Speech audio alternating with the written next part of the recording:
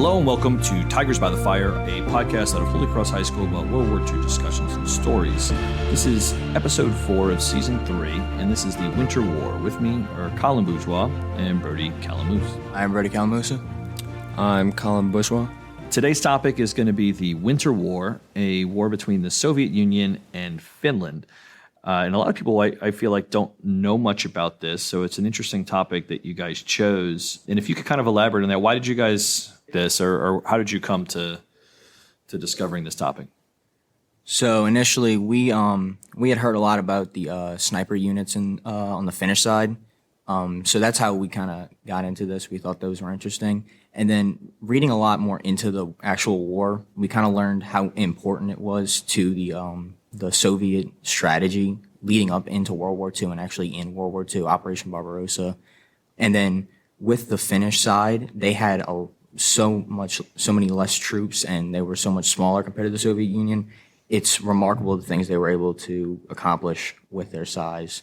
I think I really like the Finnish sniper troops in this war. I feel like they played a huge part, especially since we'll get into that in a little bit, but they were really good at camouflage, concealing their positions, and they were really good at picking off Soviet soldiers. Yeah, and obviously being called the Winter War, part of that's going to be fought in the snow. And like you said, the Finns will be, I think, known after this as a highly mobile, and like you said, they're really good at using the snow and the surrounding areas to conceal their positions. And it's something the Russians had to deal with. And I think eventually it's something the Russians will be using themselves in World War II. So I think that's a pretty good starting off point. So let's start off. How did this whole thing kind of start? All right, so in order to kind of understand the Finnish side of the war, you have to understand what happened pre-war. So about in 1918 to 1920, when the Bolsheviks took over Russia, you had the Finnish parliament claiming absolute control and absolute authority of Finland. They were trying to take power, and because the Bolsheviks were trying to fight in 1918, 1920, they were trying to take over Russia. They really didn't have time to deal with this. So they kind of let this happen. So you're talking about 19 years before the war. Finland's very new. They are very, very patriotic and very noble people. They don't want to be taken over by Russia again. They want to be their own nation. They want to rule their own nation.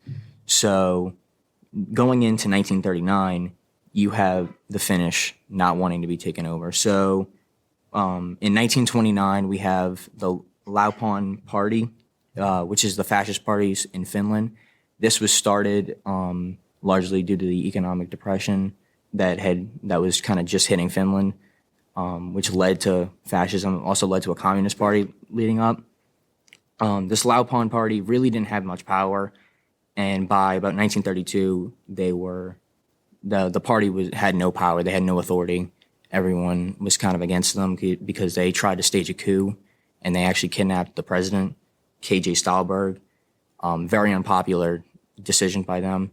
So by about 1932, they were out of power, but Stalin's had still feared by this time that his fear was fascist and Nazi Germany. He wasn't worried about Anglo-France forces anymore. He was completely worried about Nazi Germany and fascists. So Russia and Stalin went into negotiations in April of 1939. They attempted to negotiate a swap in territory. Russia wanted to gain some territory that Finland had, some islands in the Baltic Sea. But the Finnish weren't budging. They wanted to keep these lands for themselves. So by November 9th, they were in their last negotiation. It wasn't working, and Finland and Russia both knew that a war was going to break out. They didn't know when. So by this point, Finland and Russia had been both mobilizing their troops. So then you get to November 9th when actually the war started. November 9th, 1939, 9:20 a.m. Russian planes flew over Helsinki. Helsinki is the capital of Finland.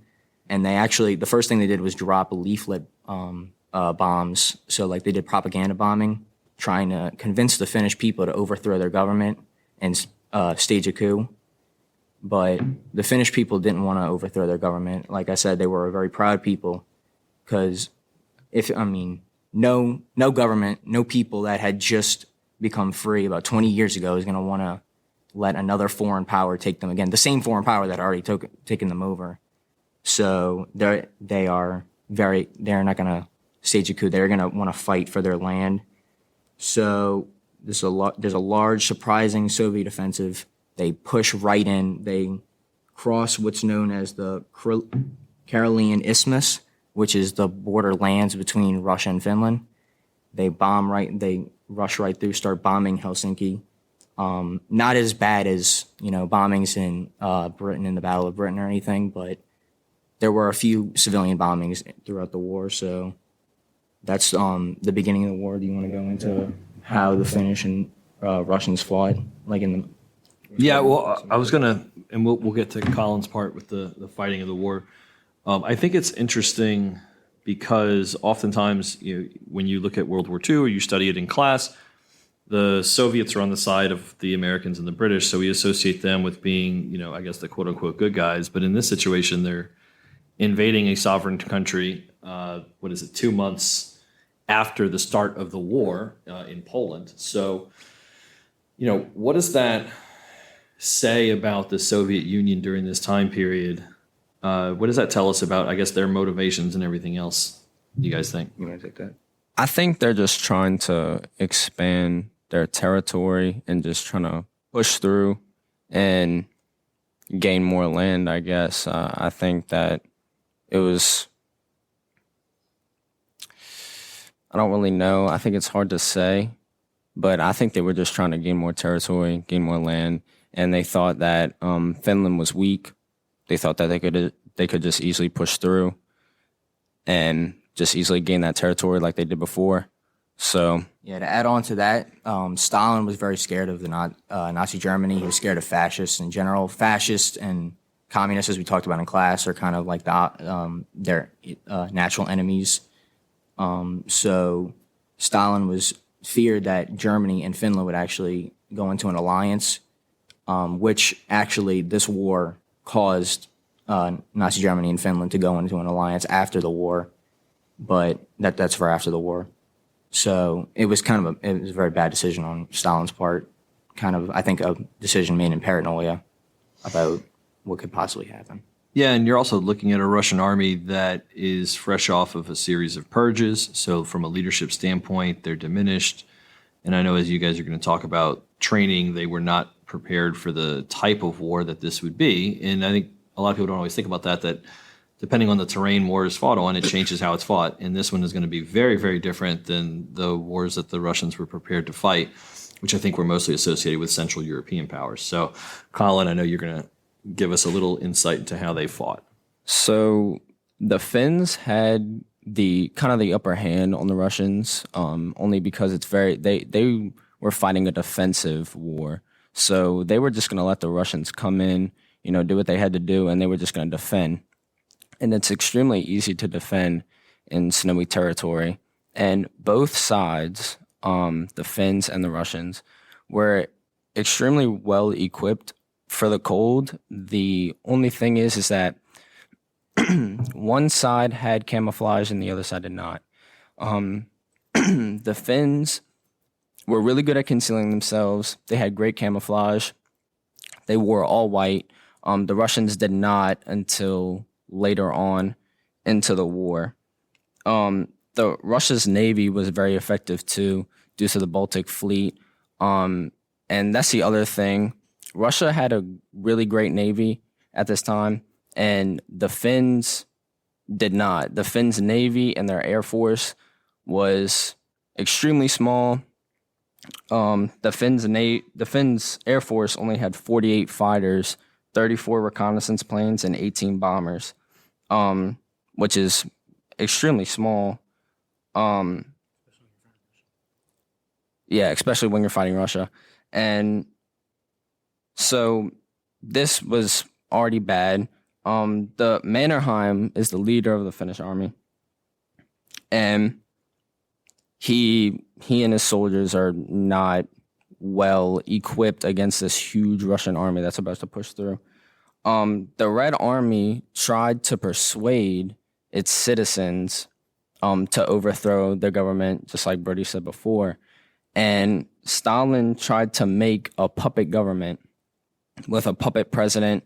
And basically, this president would give supplies to the Russian army to try to convince all the surrounding areas in Finland and its citizens that, like, look, your people are helping us. Let's not try to get into even more conflict than we already are in. Let's just hand over everything, and let's just get this over with. So yeah, to kind of add on to what Colin said with the Navy, especially the Navy was at this point pretty much just a coastal guard of about 19,000 soldiers, not very prepared to fight an actual war. And then the Air Force, obviously, as Colin said, is also very ineffective. So that kind of leads us to the first major offensive in the war. So as I discussed earlier, the Karelian Isthmus, that's the borderlands between Russia and Finland. That is the first actual Russian push. That's where they push into sort of south of Finland, toward the southeast side of Finland. So this is where the Russians initially just kind of like plow through. This the Finnish strategy here is to they set up about four defensive units, all like along the border, kind of like sort of inland. What the generals wanted to do, they wanted to kind of wait and allow Russia to push in, and then possibly just set up defensive positions and hold. And like Colin was saying earlier, camouflage, stay in the snow, provides natural cover, provides natural camouflage, and just hold out and wait. So on December 1st was the first time they actually the Russians made a big push, but the Finnish were able to not necessarily entirely push back this invasion, but it showed them that the Russians were not invincible. The sniper corps were doing great work. The ski troops were sort of taking care of them. The ski troops we'll get into in a bit. It showed the Finns that they could hold their own in this war. And then on December 23rd was where the Finns actually had their first victory. It was the city of Tolvajarvi. They killed about 4,000 Russians, and they held the city. Their strategy was actually to let them take a lot of land and not initially push back, because they knew if they pushed back immediately, they were just going to get overtaken by the Russians. So they allowed the Russians to take some of the land and then pushed back and were able to actually take back the city. Yeah, and I find that interesting because that ends up being part of the Russian strategy against the Nazis in 1942 and 43, is to let the Nazis advance in areas, advance too far, and then counterattack and try and encircle or severely hinder the ability of the Nazi army to function. So very similar strategy that the Soviets will use a couple of years later, which they probably got from this, which I think is kind of interesting. What about the ski troopers? Because that's something that's very unfamiliar for a lot of people. Yeah, so the ski troopers were very interesting in this war. They were equipped with skis and okjas, and okjas are basically these sleighs, these rescue sleighs that they would use if a soldier got injured and whatnot. It's a lot easier to pull a man on a sleigh and get him out of there than just dragging him across the snow. So Finnish troops were really good at moving and covering ground really quickly, and this gave them a really good upper hand against the Red Army. The Red Army actually didn't have skis or ski troopers until a little bit later in the war, and whenever they did get skis and ski troopers, they trained them prior to being sent. They trained them in Siberia, and then they would send them off to the eastern border of Finland. Finnish ski troopers were also really stealthy. They would also, when covering ground, they would stop in certain areas that they have been in, and they would place like booby traps and stuff like that to keep basically the Red Army in a certain position so that they wouldn't be able to follow them. Most of the Finnish infantry were equipped with skis. However, there were specific ski divisions that were a lot more specialized than that. Ski troopers also had toe bindings, which would allow them to quickly take off and put back on their skis in any situation. So if they had to fight, they would just quickly slip off the skis, fight, and then if they had to get out of there, quickly slip back on the skis and then just get out of there. So the Finns were not good at tank combat. They actually didn't have an armor division until World War II, and their anti-tank units were really, really bad. This is because the Finnish army is extremely not well equipped at all. They have very little anti-tank weapons. So whenever the Russians are pushing through with their tanks, they can't really do anything about it. And the Finns were trained to German principles. So they had the same ideals as Germans, and just like Bertie said, the Russians were really scared of Finland and Germany coming to an alliance. And like I said before, the Finnish army was really trying to keep this a defensive war. They didn't want to push too far forward and, give up basically everything. They'd rather suffer a little bit in the first half and then just hold their positions and take it from there. The Finns had no thought of going to a large-scale war with Russia. They never thought this was going to happen. They were extremely unprepared for it. And, it was really surprising for them whenever Russia just came out of nowhere to attack. And So, as Colin was saying, the Finns were very unprepared for this war. But one of the things they did most effectively was the psychological aspect of the war. They scared Russians to death with the things that they were doing. You had snipers laying in the snow waiting to pick off one troop, which would send back an invasion, sent them back about an hour, like hours at a time, because of just the fear of, your men being sniped and just picked off one by one in the snow and without being able to even see where it's coming from.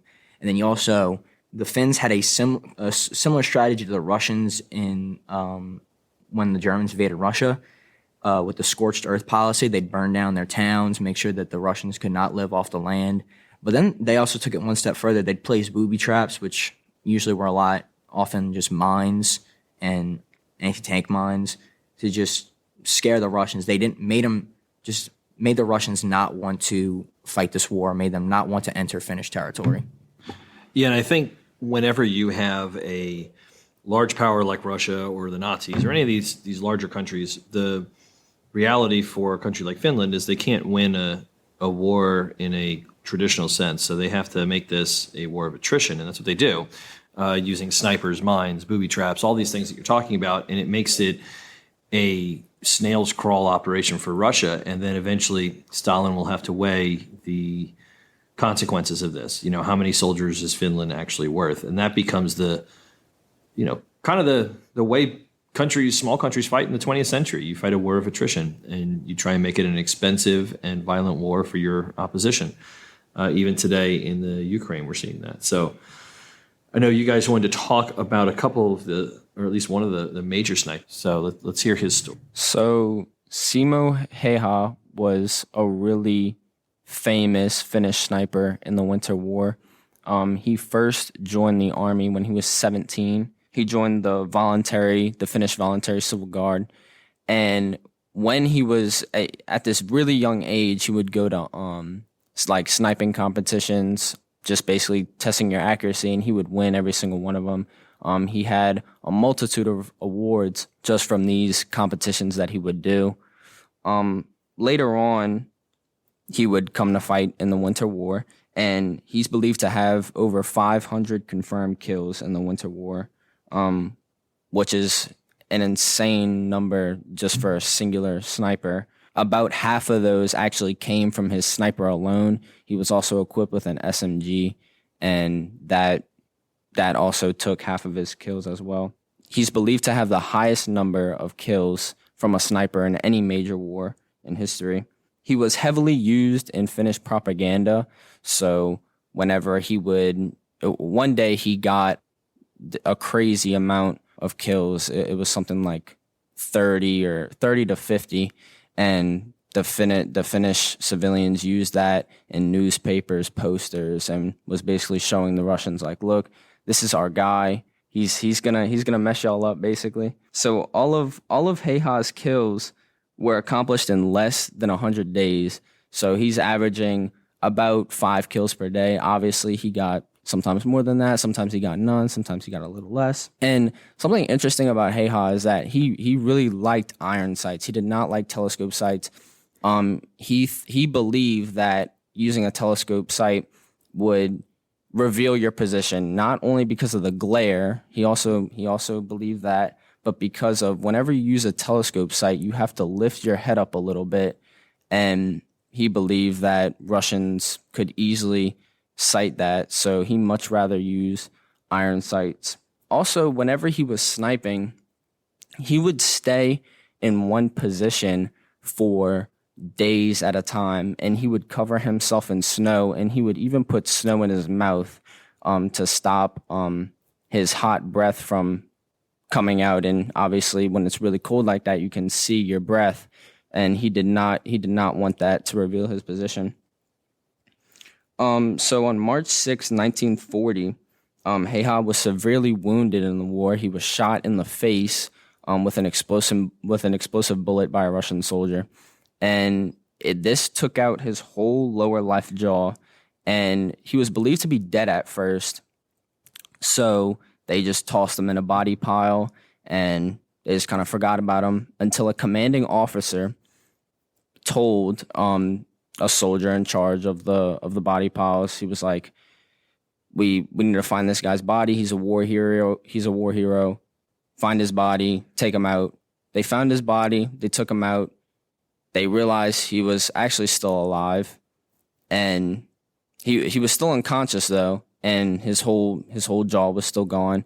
So they took him out, brought him to a hospital, got him fixed up, and his wounds would bring him to 26 surgeries, which is insane, especially for that time period.